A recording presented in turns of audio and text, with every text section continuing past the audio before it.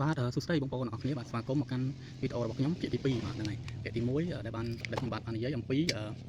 សម្រាប់បងប្អូនដែលចង់លាចុះពីការងារធ្វើកសិកម្មបាទហ្នឹងហើយខ្ញុំក៏បានលើកហេតុផលពីរធំបាទនឹងកត្តាពីរធំឲ្យបងប្អូនបានស្ដាប់ហើយបើសិនជាបងប្អូនអត់ទាន់បានស្ដាប់ទេបងប្អូនអាចចូលទៅមើលបានបាទនៅភាគដំបូងនឹងភាគទី1បាទហ្នឹងហើយសម្រាប់ភាគទី2ឬមកក៏វីដេអូទី2នេះខ្ញុំនឹងធ្វើការលើកយកនៅជាជំហានបាទហ្នឹងជាជំហានដើម្បីឲ្យបងប្អូនដែលគាត់គិតថានឹងសម្រាប់ចិត្តធ្វើឬមួយក៏ត្រៀមនឹងការសម្រាប់ចិត្តចុះពីការងារហើយទៅធ្វើហើយឲ្យអាចថាទទួលជោគជ័យបាទហ្នឹងហើយមិនអាចថា 100% ប៉ុន្តែខ្ញុំគិតថាបើសិនជាបងប្អូនតាំងចិត្តហើយប្រហែលជាអាចភាគរយនៃការជោគជ័យហ្នឹងវាខ្ពស់អញ្ចឹងណាបងប្អូនបាទព្រោះអ្វីដែលខ្ញុំនិយាយហ្នឹងគឺវាជាបទពិសោធន៍ផ្ទាល់របស់ខ្ញុំទេអញ្ចឹងដល់ពេលដែលយើងយកទៅធ្វើទៅវាអាចមានឧបសគ្គអីផ្សេងច្រើនទៀតអញ្ចឹងណាបងប្អូនបាទហ្នឹងហើយបងប្អូនអរគ្នាអញ្ចឹងខ្ញុំ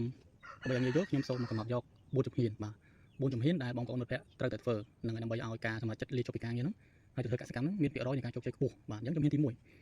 គឺមុនពេលដែលយើងសម្រេចចិត្តឈប់បើថានៅពេលដែលយើងធ្វើការងារធម្មតាហ្នឹងប្រាក់ខែធម្មតាហ្នឹងយើងត្រូវចំណាយពេលសិក្សាស្រាវជ្រាវពីអ្វីដែលយើងចង់ទៅដាំហ្នឹងយើងចង់ទៅដាំអីគេបាទដំណាំអីគេហ្នឹងយើងត្រូវសិក្សាឲ្យបានស៊ីជម្រៅពីវាសិនបាទហ្នឹងហើយយើងអាចចុះទៅមើលកសិដ្ឋានមិត្តភក្តិឬមួយក៏បងប្អូនបាទហ្នឹងយើងទៅមើលគេផ្ទាល់បាទថាគេធ្វើបែបម៉េចខ្លះជួបឧបសគ្គអីខ្លះយើងអាចទៅសុំសម្ភាសគេហ្នឹងហើយកន្លែងខ្លះទៅគេរីករាយមិនជាប្រហែលទេហ្នឹងហើយបើសិនជាមានពេលយើងអាចសៅរ៍អាទិត្យអីចឹងទៅឬមួយក៏ថ្ងៃសម្រាប់អីចឹងទៅយើងចុះទៅមើលផ្ទាល់ថតរូបលេងបាទឬមួយក៏ចូលរួមសិក្ខាសាលាហ្នឹងអាចចំណាយលុយខ្លះហ្នឹងហើយតើតើកសិកម្មតើតើការធ្វើអាជីវកម្មផ្សេងអាហ្នឹងក៏មានផលល្អដែរការចូលរួមវគ្គបែបហ្នឹងណាបងប្អូនប៉ុន្តែក៏ត្រូវតែកំណត់ដែរសិក្សាបែបណាវគ្គបែបណាដែលស័ក្តិសមនឹងកសិកម្មហ្នឹងហើយស័ក្តិសមនឹងការធ្វើទីផ្សារកសិកម្មស័ក្តិសមនឹងការធ្វើសហគ្រិនហ្នឹងហើយតើតើវគ្គសហគ្រិនដែលវាផ្សារភ្ជាប់នឹងកសិកម្មហ្នឹងហើយបងប្អូននឹងជំហានទី1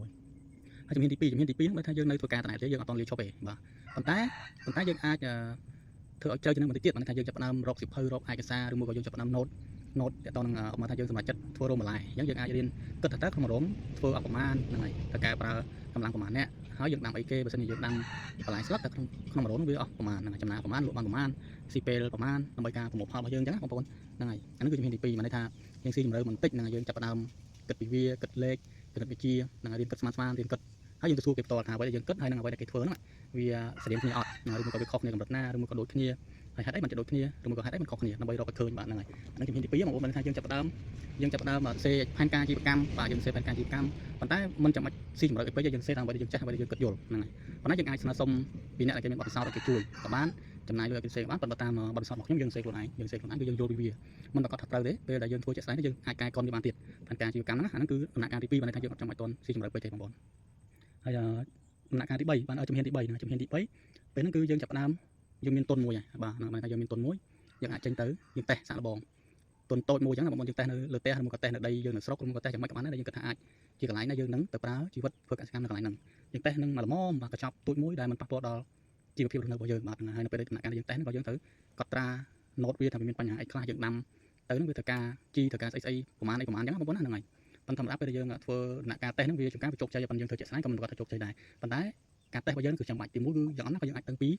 គុណសម្បត្តិឬមួយក៏គុណវិបត្តិនៃដំណាំណាមួយដែលយើងនឹងដាំដែរបាទហើយយ៉ាងអត់ណាក៏យើងអាចស្គាល់តំណែងអីដែរពេលដែលយើងតេស្តហ្នឹងគឺយើងចាប់ផ្ដើមបង្កើតតំណែងយើងអាចបង្កើត page បង្កើត YouTube បង្កើត TikTok ហើយយើងថតរូបជាប្រចាំទៅដើម្បីឲ្យមាន fan គេចូលមកតាមដានឲ្យគេស្គាល់ថាយើងកំពុងធ្វើអីម្ដងតិចអញ្ចឹងណាបងប្អូនហ្នឹងហើយ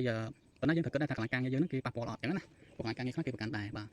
ហើយយើងត្រូវគិតពី policy របស់ក្រុមហ៊ុនដែលយើងធ្វើការដែរហើយពេលហ្នឹងយើងអាចចំណាយពេលច្រើនជាងមុនពេលសៅរ៍អាទិត្យឬមួយក៏ថ្ងៃជប់សម្រាប់ហ្នឹងយើងអាចចំណាយពេលនៅលើអ្វីដែលយើងចង់ដាំហ្នឹងកាន់តែស៊ីជម្រៅយើងត្រូវសិក្សាថាជីទិញពីណាគ្រាប់ពូជទិញពីណាហើយយើងត្រូវកែប្រែផែនការដែលយើងធ្លាប់សរសេរនៅជំហានទី2ហ្នឹងថាត្រូវថែមថយមួយទៀតហើយពេលដែលយើងដំណាក់ជំហានទី3ហ្នឹងយើងត្រូវគិតទៀតថាអ្វីដែលយើងកំពុងធ្វើហ្នឹងវាសមអត់វាសមរម្យនឹ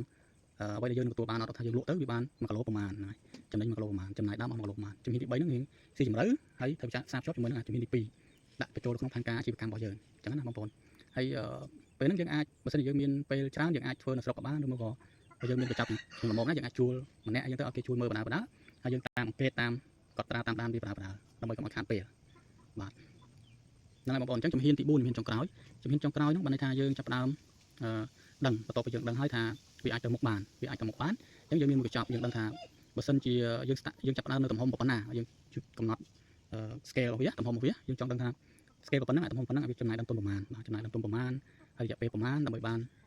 បានចំណូលមកវិញហ្នឹងហើយរយៈពេលប្រមាណខែដើម្បីបានរួចខ្លួនរយៈពេលប្រមាណខែដើម្បីបានចំណេញហើយយើងត្រូវសកួរថាពេលដែលមានបញ្ហាខាតពេលដែលមានបញ្ហាខូចហ្នឹងហើយដំណាក់កាលជំហានទី4ហ្នឹងគឺយើងអត់ទាន់អាចជប់បានទេយើងត្រូវប្រកបទៀតថាកន្លែងដែលយើងធ្វើហ្នឹងកន្លែងកសានឬមួយក៏កន្លែងដែលយើងចិញ្ចឹមសត្វហ្នឹងត្រូវមានរបស់គ្រប់ដូចជាប្រព័ន្ធទឹកទៅចូលទឹកឬមួយក៏ស្រះទឹកឬមួយក៏ដងទឹកស្អីដែលចាំបាច់ហ្នឹងគឺអ្នកខាតត្រូវតែរួចរាល់របងអញ្ចឹងអាហ្នឹងមិនយើងអាចឈប់ហើយមកធ្វើបាន ហើយជំហានទី4ទៀតសោះគឺអត់មែនជាជំហានចុងក្រោយដែលថាយើងធ្វើឲ្យយើងចប់បានយើងត្រូវគិតទៀតថាពេលដែលយើងចប់មកយើងត្រូវបង្កើនចំណូលប្រាក់ចំណូលរបស់យើងដាំអីដើម្បីឲ្យវាចំណេញលឿនបាទឲ្យវាចំណេញលឿនមួយខែបាន2ខែបាន3ខែបាន4ខែបាន5ខែឬមួយឆ្នាំ2ឆ្នាំយើងត្រូវគិតយ៉ាងទៀតណាអញ្ចឹងបន្តមកទៀតយើងនឹងសម្រេចចិត្តថាយើងដាំដំណាំប្រភេទណាដែលបានលុយលឿនចំណេញច្រើនអត់សូវមានហានិភ័យហើយមានទីផ្សារធំអញ្ចឹងសម្រាប់ភាគហ្នឹងគឺខ្ញុំមានប៉ុណ្ណឹងបងប្អូនមាន4ជំហានធំសរុបមកវិញគឺទី1ពេលដែលកំឡុងធ្វើការហ្នឹងគឺយើងគិតពីវាសិក្សាស្រាវជ្រាវពីវារៀនសូត្រពីវាជំហានទី2គឺយើងចាប់ផ្ដើមគិតពីផែនការអាជីវកម្មជំហានទី3យើងតេស្តសាកល្បងហើយកំណត់ទំហំបាទកំណត់ទំហំផ្សារភ្ជាប់ទៅនឹងផែនការរបស់យើងហើយទី4អាចថាយើងឈប់ក៏បានឬមកក៏យើងមិនទាន់ឈប់យើងអាចដូរការងារទៅជា part time job ជាការងារក្រៅម៉ោងឬមកក៏ការងារដែលអាចមានពេលវេលាជាងមុនហ្នឹងហើយដើម្បីទៅអឺតរបស់យើងបាទហើយជាចុងក្រោយសម្រាប់វីដេអូលម្អិតមួយទៀតខ្ញុំនឹងធ្វើអំពីតើនៅពេលដែលយើងសម្រេចចិត្តមកហើយហ្នឹងហើយពេលដែលយើងសម្រេចចិត្តមកយើងដាំហើយយើងត្រូវធ្វើម៉េចបន្តពីយើងជ្រើសរើសនៅមុខដំណាំឬមកក៏មុខដែលយើងចិញ្ចឹមឬមកក៏ដាំហ្នឹងតើយើងគួរតែធ្វើបែបម៉េចទៀតដើម្បីយើងបោះជំហានទៅមុខឲ្យកាន់តែលឿនបាទអរគុណបងប្អូន